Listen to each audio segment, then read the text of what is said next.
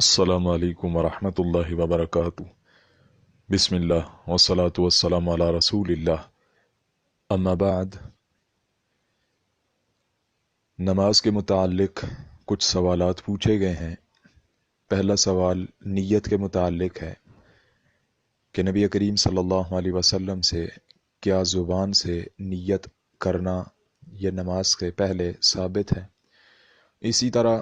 رفع الیدین کرنا یہ آپ علیہ الصلوۃ والسلام کی سنت ہے، تو کیا اگر ہم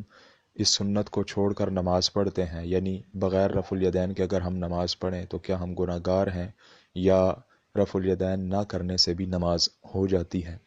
اور تیسرا سوال تشہد میں انگلی کو مسلسل حرکت دینے کے متعلق سوال پوچھا گیا ہے کہ اس میں سنت طریقہ کیا ہے؟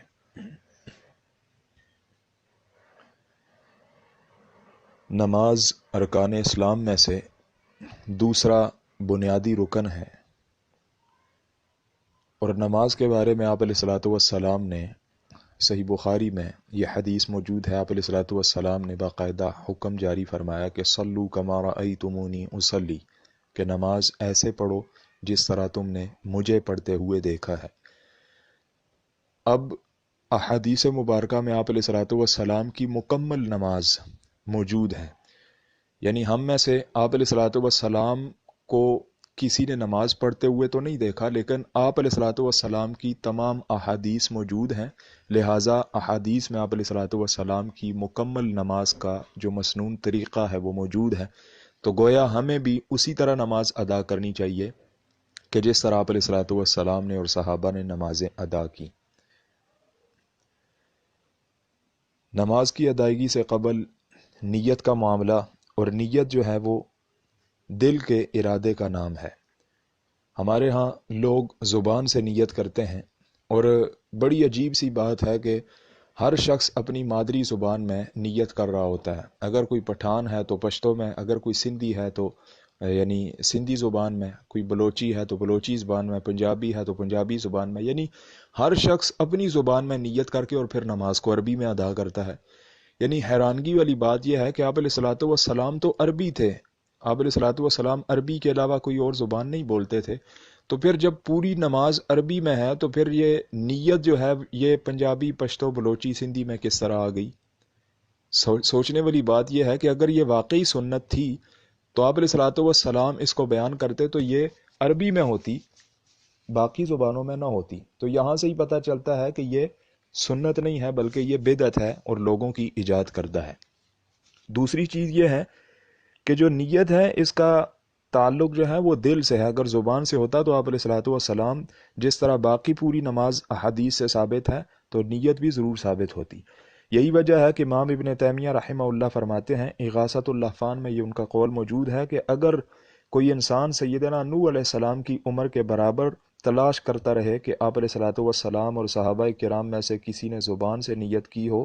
تو وہ ہرگز کامیاب نہیں ہوگا سوائے سفید جھوٹ بولنے کے۔ اگر اس کام میں کوئی بلائی ہوتی تو صحابہ کرام سب سے پہلے یہ کام کرتے اور ہمیں بتا کر جاتے، لیکن ہم میں سے ہر ذی شعور آدمی جانتا ہے کہ نہ آپ علیہ الصلوۃ والسلام نے کبھی زبان سے نیت کی اور نہ صحابہ کرام نے، اور نہ ہی ایسی کوئی حدیث موجود ہے۔ لہٰذا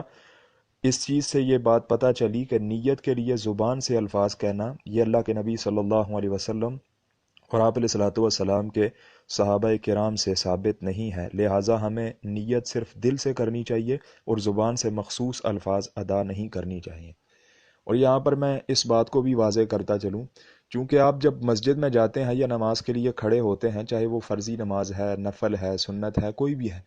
تو جب آپ رب کے سامنے کھڑے ہوتے ہیں تو اللہ رب العزت بخوبی اس چیز سے واقف ہے، اللہ رب العزت کی ذات جانتی ہے کہ میرا بندہ کیا کرنے والا ہے۔ مثال کے طور پر آپ فجر کے لیے جب مسجد میں جاتے ہیں تو ہر ذی شعور آدمی جانتا ہے کہ آپ فجر کے 2 فرض ہی پڑھنے جا رہے ہیں، کبھی کسی نے آپ سے یہ نہیں کہا کہ آپ 3 یا 4 فرض پڑھیں گے۔ تو پھر جب آپ 2 فرائض پڑھنے جا رہے ہیں، آپ کے دل میں یہ نیت موجود ہے، تو پھر زبان سے کہنا یہ کہاں کی عقل مندی ہے جب آپ علیہ الصلوۃ والسلام سے یہ چیز ثابت بھی نہیں ہے۔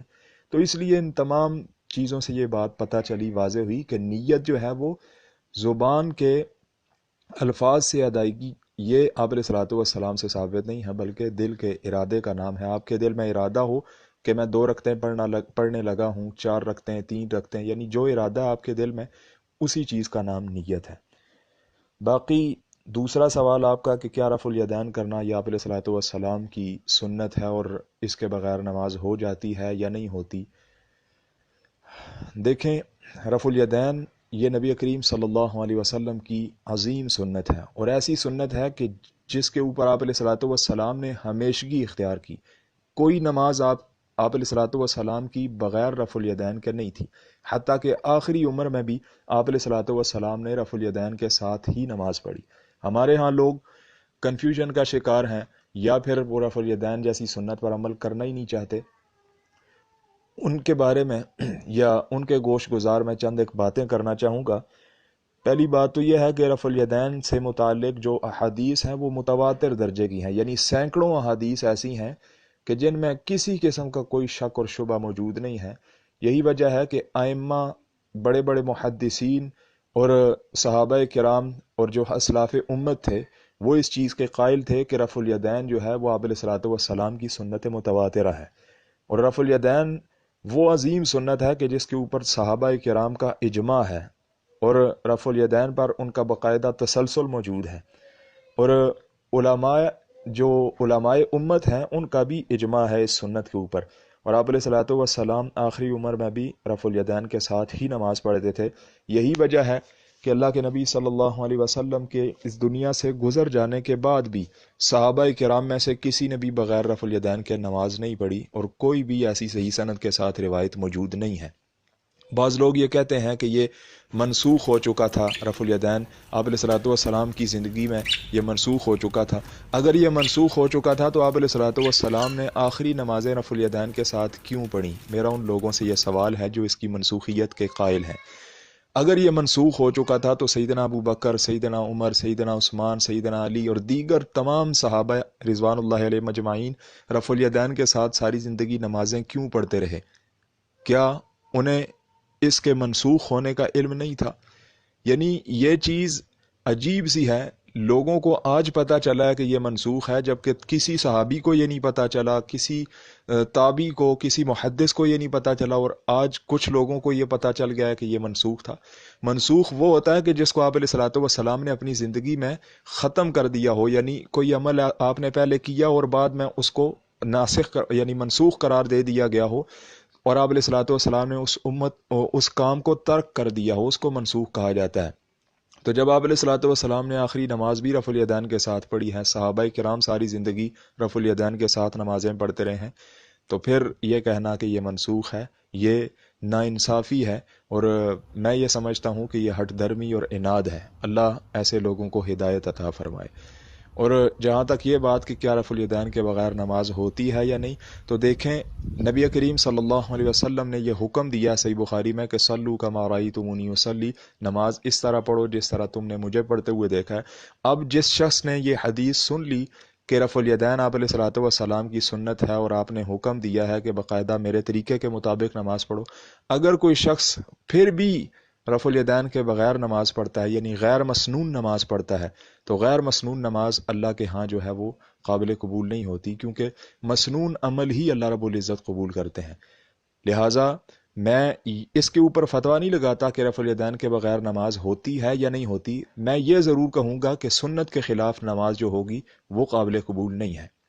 جس طرح کہ جامع ترمذی وغیرہ میں یہ روایت موجود ہے کہ آپ علیہ الصلوۃ والسلام کی موجودگی میں ایک شخص نے جلدی جلدی نماز پڑھی، آپ نے کہا کہ ارجع فصلی فإنک لم تصلی، واپس جاؤ نماز پڑھو، تم نے نماز پڑھی نہیں ہے۔ آپ نے یہ نہیں فرمایا کہ تیز پڑھی، آپ نے فرمایا کہ تم نے پڑھی نہیں ہے۔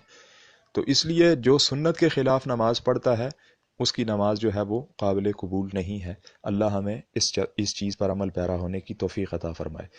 اور آپ کا جو تیسرا سوال تھا وہ تشہد میں انگلی کو حرکت دینے کے متعلق تھا، جو ہمارے ہاں بعض لوگ جو ہیں وہ صرف اشہد اللہ الہ الا اللہ پہ جو ہے وہ باقاعدہ انگلی کو ایک دفعہ حرکت دیتے ہیں اور پھر اس کے بعد جو ہے وہ انگلی کو نیچے کر دیتے ہیں، حالانکہ پورے تشہد میں ایک مرتبہ انگلی اٹھانا، یعنی لا پر انگلی اٹھانا اور الا پر گرا دینا